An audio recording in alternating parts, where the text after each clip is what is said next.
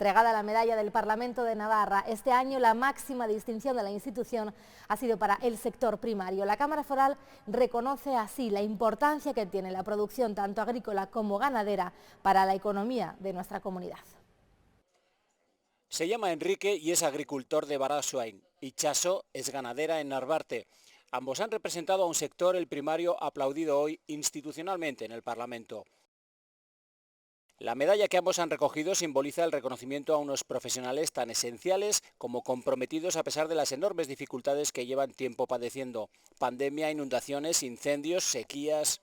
Sin embargo, pese a todos estos enormes problemas coyunturales, a añadir a los retos que estructuralmente tiene el sector, pese a todo esto, las personas que trabajáis en el campo, en la agricultura y ganadería, seguís apostando por una labor vital para la economía de nuestra comunidad. Pero la importancia de este sector debe ser correspondida, han dicho Enrique e Itxaso, en nombre de todos los profesionales del campo que ven cada día que pasa más complicada su supervivencia. Cada vez tenemos más complicaciones en nuestro trabajo, más cargas burocráticas o normativas que prácticamente prohíben el simple hecho de trabajar. Si no tenemos cuidado, va a llegar un momento en el que todas estas exigencias y restricciones, cargas burocráticas, precios injustos y aumento de costes nos harán parar. Creo que no hace falta recordar la actual crisis energética que padecemos.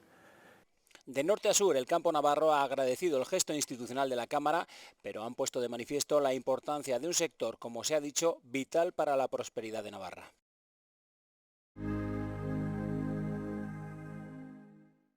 Esta semana se han celebrado los 40 años del amejoramiento. Ha sido en un acto en el Senado. Hasta Madrid acudía en representación del Parlamento de Navarra el presidente de la Cámara Foral, Una Igualde, que allí hacía un balance agridulce de estos 40 años del Orafna.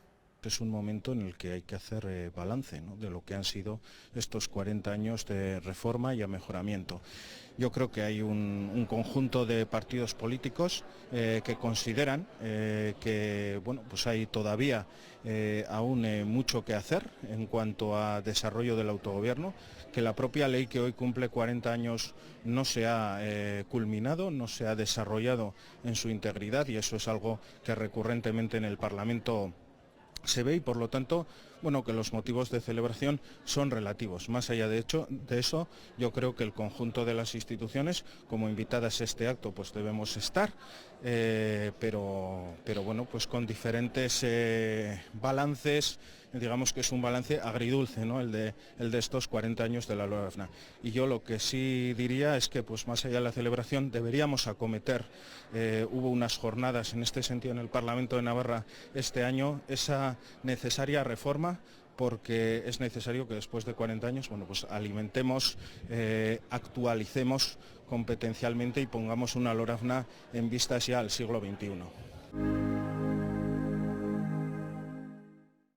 La transferencia de la competencia de tráfico sigue dando de qué hablar aquí en el Parlamento de Navarra. Este ha sido uno de los asuntos por los que se le ha preguntado al Ejecutivo Foral en el Pleno de Control de esta semana.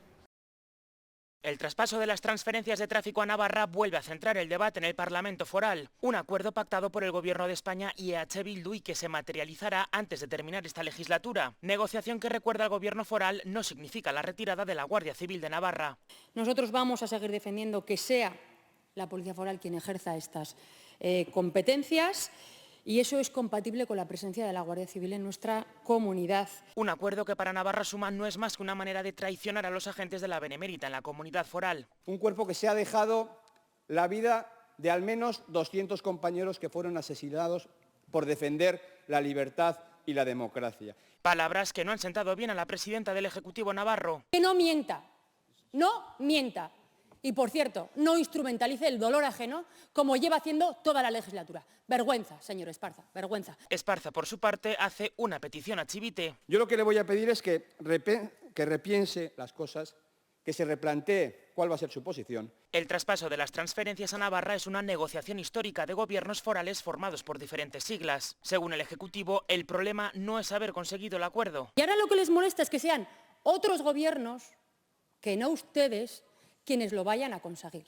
Avances muy importantes para nuestra comunidad que no los consiguieron ustedes. La fecha en la que se hará efectivo el traspaso todavía está en el aire.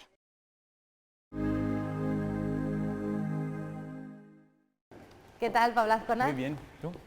Muy bien, siéntese, póngase Pues muy cómodo, bien. vamos a ver a qué me charlar. cuentas. Vamos a charlar un rato en los próximos minutos sobre cuestiones de actualidad. ¿Qué tal van las negociaciones de las enmiendas?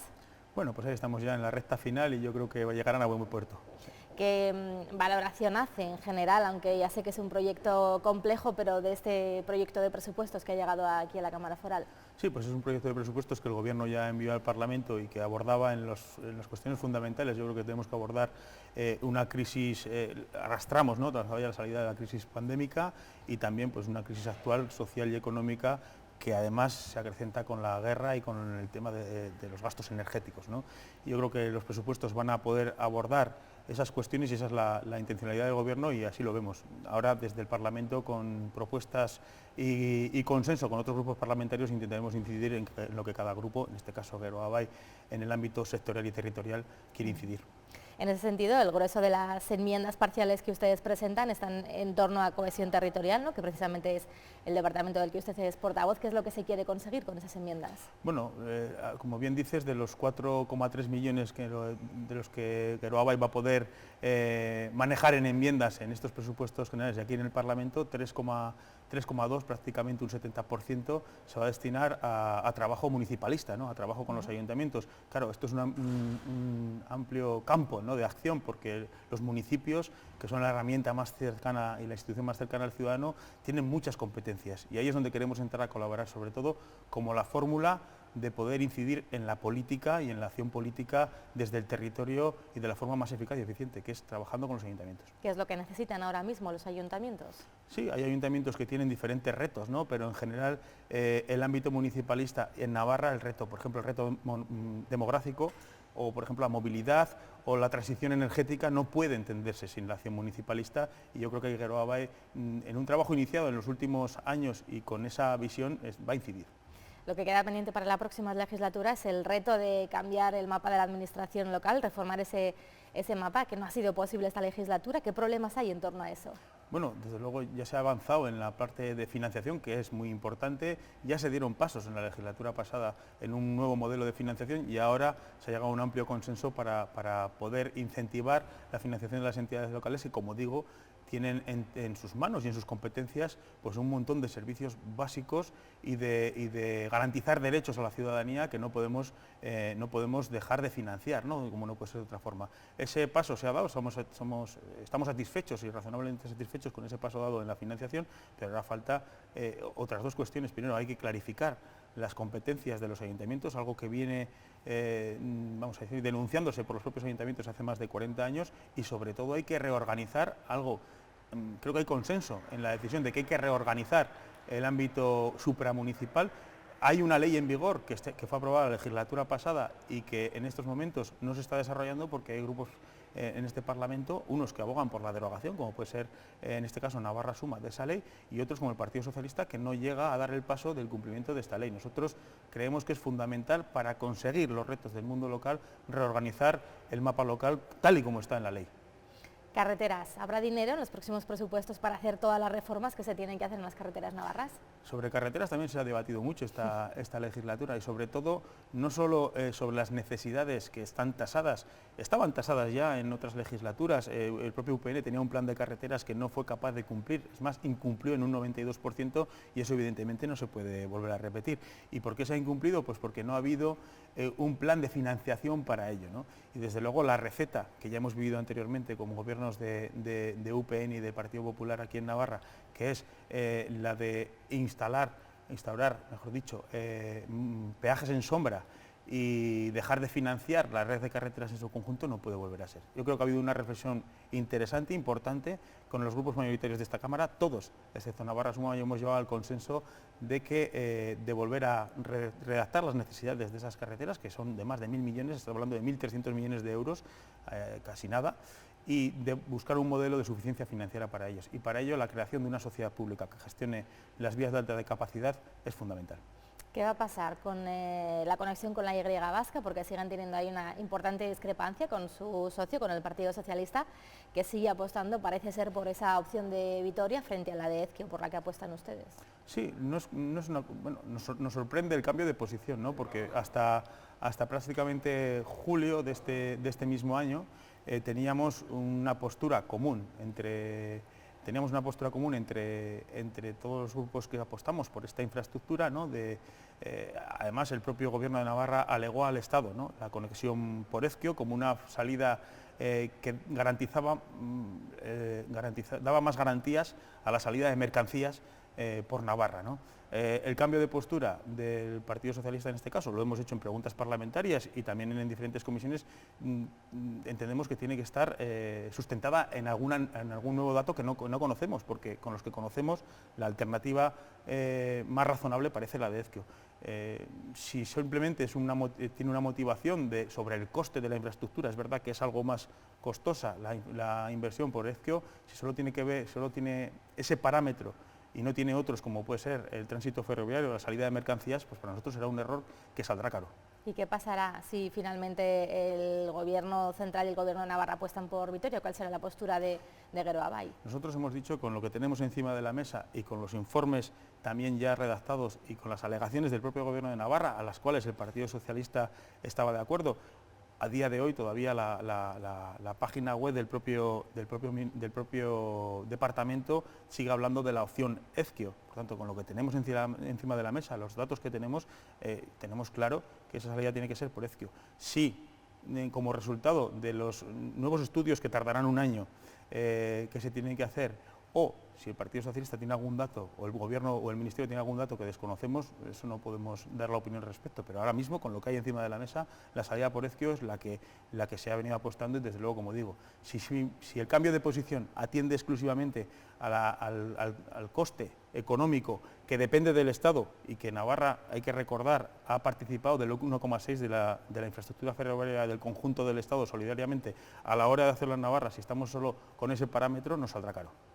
Esta semana se ha celebrado el 40 aniversario, los 40 años del amejoramiento del fuero. Se ha celebrado un acto en Madrid, en el Senado, en el que Geroa ha decidido no participar. Han mostrado un poco su malestar porque ese acto se haya celebrado en Madrid. No sé si se lo habían trasladado anteriormente a la presidenta o cómo se ha desarrollado. Yo creo que se ha dicho públicamente, ¿no? Desde luego los cargos institucionales han participado, ¿no?, con esa respuesta institucional por parte de Geroa, pero políticamente hemos decidido, nos parece cuando menos poco razonable, un acto de estas características o una celebración de estas características trasladarla a Madrid, cuando aquí todavía pues no hemos hecho ningún acto de reconocimiento desde el punto de vista institucional. Yo creo que en cualquier caso tenía que haber sido al revés, primero en Navarra, ¿no?, haber hecho un acto de reconocimiento a estos 40 años, una reflexión además que recientemente en el debate del Estado de la Comunidad también planteábamos, ¿no?, de volver a reflexionar sobre esta herramienta, por supuesto a solicitar el total desarrollo de las transferencias pendientes y del conjunto de esta ley de todos los navarros y las navarras, y en esa reflexión, desde luego, hacer el único acto conmemorativo que se haya hecho, que se esté haciendo en Madrid, nos parece cuando menos poco razonable. Ha sido una constante a lo largo de la legislatura esa petición de más ambición, ¿no?, en cuanto al autogobierno que le hace Geroa a la presidenta Chivite y al Partido Socialista de Navarra, pero parece ser que no han conseguido, ¿no?, lo que ustedes querían hasta el momento, que la presidenta tenga en ese sentido más ambición, como ustedes dicen, porque, por ejemplo, la transferencia de tráfico, finalmente el acuerdo ha sido cerrado con EH Bildu, no sé cómo lo valoran.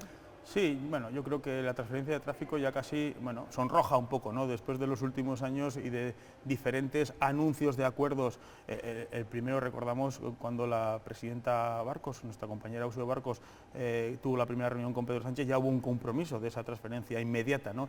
Llevamos toda la legislatura escuchando que va a ser inmediato ese traspaso. Se va a pasar la legislatura y ahora dicen que el 31 de marzo es el último día, vamos a decir, legislativo hábil de esta propia legislatura. Yo creo que lo que subyace en todo esto es que tenemos que reivindicar con más fuerza no solo la transferencia de tráfico, sino todo aquello pendiente desde hace más de 40 años, y desde luego una reflexión sobre el futuro de nuestra comunidad y también de una participación más amplia de la sociedad. Desde luego nosotros defendemos el amejoramiento como la herramienta del autogobierno de Navarra, que nos ha brindado grandes dosis de bienestar en nuestra comunidad, pero después de 40 años merece la pena volver a reflexionar sobre su implantación, sobre lo que queda pendiente y también de una participación ciudadana en ello. ¿Cómo valora que ese acuerdo haya sido con EH Bildu en el Congreso? yo creo que se debe más a anuncios de cálculos políticos que otra, ¿no? Yo, desde luego, la transferencia de tráfico se viene anunciando. La propia ministra María Jesús Montero decía al día siguiente: me sorprende que se haga tanto pábulo de esta noticia cuando ya se acordó en 2018, incluso se cerró en ese momento decía con el PNV. Yo creo que más que anuncios lo que tenemos que hacer es hacer realidad un mandato de hace más de 40 años. Esto, por ejemplo, será algo a tener en cuenta a la hora para continuar o no un posible gobierno de coalición a las próximas elecciones, algo que le exigirán más al Partido Socialista, ¿o qué balance hacen?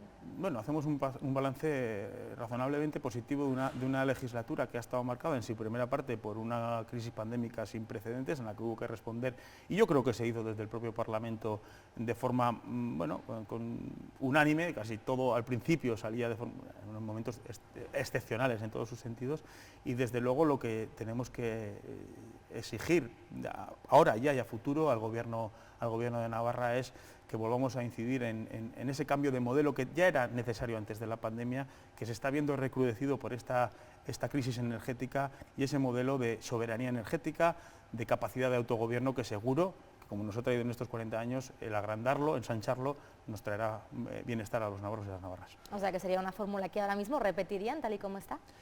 Yo creo que lo que tenemos que aspirar es a que los navarros y las navarras sigan disfrutando de dosis de bienestar, de que seamos capaces como sociedad de dar respuesta a los retos del futuro, que son la transición ecológica, la transición energética, también a los retos sanitarios que se nos avecinan, ¿no? Estamos viendo cómo la pandemia ha hecho estragos, pero no solo la pandemia, sino que tenemos que hacer una reflexión en torno al sistema sanitario, cómo dar respuesta a las necesidades sociosanitarias de nuestra sociedad, y en ese gobierno es en el que estaremos.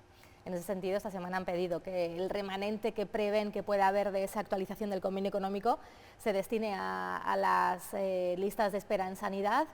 ¿Consideran que la gestión que está haciendo el departamento no está siendo adecuada? Bueno, consideramos que no podemos obviar que tenemos un grave problema. Todos conocemos a personas seguramente que estén esperando en una de las listas de espera en las listas de espera que hay en Navarra. Esas listas de espera a nivel cuantitativo han crecido en esta legislatura, han llegado a topes paralelos o parecidos a cuando más lista de espera ha habido en los años 13 y 14, y yo creo que primero identificar el problema es una cuestión de responsabilidad política, y desde luego el planteamiento que hacemos desde Geroa es que los recursos que tengamos, y sobre todo si son recursos que vienen sobrevenidos de remanente, en este caso de la actualización del convenio, tienen que ser destinados a uno de los mayores, si no diría al mayor problema que tenemos en estos momentos como sociedad. A nivel personal, ¿se siente con ganas de continuar la próxima legislatura? Bueno, yo creo que hay retos pendientes, ¿no? Ya los hemos citado en esta conversación, y desde luego en los ámbitos en los que cada uno pueda aportar, animado de seguir pudiendo aportar a una Navarra mejor en ese sentido. Entrando más en el terreno personal, vamos a conocerle un poquito mejor, con algunas preguntas ya de otro perfil. ¿Algún gesto, hábito ecológico que tenga en su día a día, que tenga ya continuo? Bueno, yo creo que hay dos, ¿no? Uno yo creo que está bastante instaurado, que aunque también por parte de algunos sectores se pone en consideración, que es la separación de los residuos domésticos, por ejemplo. Es una cuestión que hace muchos años, ¿no? que está instaurada en mi vida. Y hay otra que es la movilidad. Yo, evidentemente, para venir aquí a Pamplona, desde mi pueblo, desde Lodosa, utilizo el coche, pero cuando estoy en el pueblo no utilizo otra cosa que la bicicleta, ¿no? Y la movilidad también va a ser uno de los retos del futuro, la movilidad sostenible. ¿Tiene alguna receta estrella? No, respecto a esto, lo que me gusta es cocinar o hacer recetas con mis hijos, y en este caso los postres. La pandemia me ayudó también a experimentar en este sentido, como a muchos y a muchas, y bueno, hacer postres es una de las cuestiones que ahora mismo me gustan, si lo comparto con mis hijos además. ¿Se considera feminista? Sí, por supuesto. ¿Tiene algún viaje pendiente? Bueno, me gustaría seguramente, y además también por interés político, conocer Chile. Ha sido un lugar donde han vivido también una dictadura, donde recientemente ha habido bastante revolución social, ha habido un cambio de gobierno importante, han tenido un debate sobre la Constitución. Es un sitio interesante. No sé si tiene tatuajes, o si se hiciese alguna vez alguno, ¿qué sería, qué se pondría, qué le gustaría? No, la verdad es que es una cuestión, así como pendientes. He llegado, bueno, a los 14 años me puse mi primer pendiente. Tatuajes, no, ni siquiera no es una cuestión que haya valorado siquiera. Paula Azcona, pues gracias por estos minutos. A vosotros.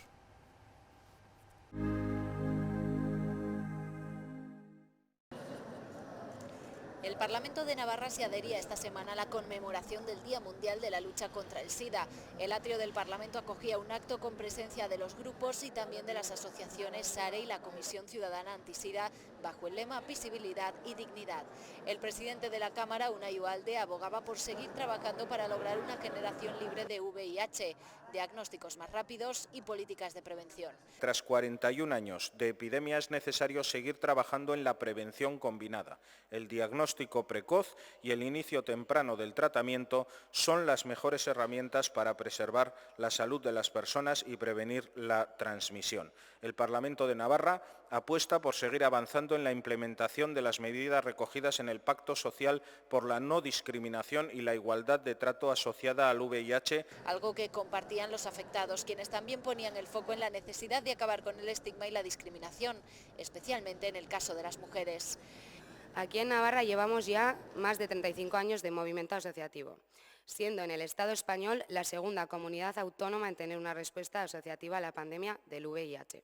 Un 63% de la población manifiesta que no conoce a ninguna persona con VIH y tan solo un 5,6% manifiesta que mantiene una relación estrecha con alguna persona con VIH. Esto se debe a que muchas personas con VIH siguen siendo invisibles y no comparten su situación con la familia, las amistades o en el ámbito laboral, por miedo a la discriminación o a perder el trabajo. Se cumplen 41 años del primer diagnóstico y el objetivo de ONU-SIDA es eliminar la enfermedad como amenaza de salud pública para el año 2030.